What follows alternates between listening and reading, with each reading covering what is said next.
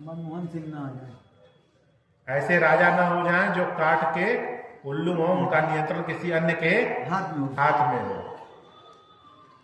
राजा स्वविवेक से और अपने मंत्रियों के विवेक से और राष्ट्र हित में, राष्ट्र शब्द का एक अर्थ प्रजा भी है वेद के अंदर, प्रजा से ही राष्ट्र की उत्पत्ति होती है। अगर प्रजा नहीं तो राष्ट्र कैसा है?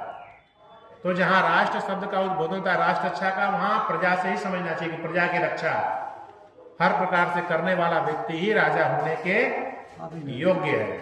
इसलिए हम सभी वेद की आज्ञाओं को मानते हुए जब भी हमको अवसर आवे राजा चयन करने का, एक सुशिक्षित, बल्कि ऋषि ज्ञान तो सत्यार्थ प्रकाश में यहां तक कहते हैं कि जो राजा होना चाहिए देश का, वो वेद का मर्मज्ञ होना चाहिए, वेद के ज्ञान से प्रकाशित होना चाहिए। क्योंकि अभी तक जो हमारे देश का नुकसान हुआ है वो वेद के ज्ञान से प्रकाशित राजा न होने के कारण हुआ है, जो हमारा देश गुलाम हो गया। ऋषि दयानंद का जो पहला उद्घोष था, जो नारा उन्होंने दिया कि वेदों की तरफ लौटो, बहुत महत्वपूर्ण नारा था। क्योंकि जहां हम वेद की तरफ लौट जाएंगे वहां फिर हम उसी प्रकाश को प्राप्त करेंगे, सारी समस्याएं समाप्त हो जाएंगी और फिर हम विश्व गुरु भी बनेंगे, हर क्षेत्र में हम आगे होंगे।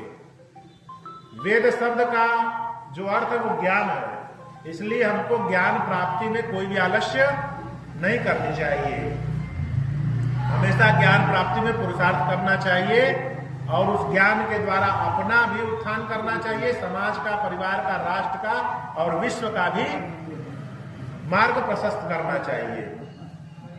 तब सबके कल्याण में ही सबका कल्याण है। लेकिन जो आज की परिस्थिति वर्तमान में चल रही है क्या है? एक दूसरे के ऊपर अपना अधिकार जमाने की है। कोई अगर राज्यपाट ठीक से चल रहा है तो दूसरा देश चाहता है कि उसको हम अपने अधीन कर लें। जैसे अमेरिका जैसे देश भी है, चाइना जैसे देश भी है। भारत की अभिलाषा नहीं है कि हम दूसरे पर अपना आधिपत्य कर लें, लेकिन अन्य देश ऐसे बहुत हैं जो दूसरे देश पर, जिनके पास बल बढ़ जा रहा है, धन बढ़ जा रहा है, तो दूसरे पर अधिकार करना चाहते हैं। ये नीति भारतीय नीति नहीं है, वैदिक नीति नहीं है। हमें अपने धन, बल, ज्ञान से विश्व को ऊपर की तरफ प्रकाशित करना है, उठाना है, आनंदित करना है। क्यों?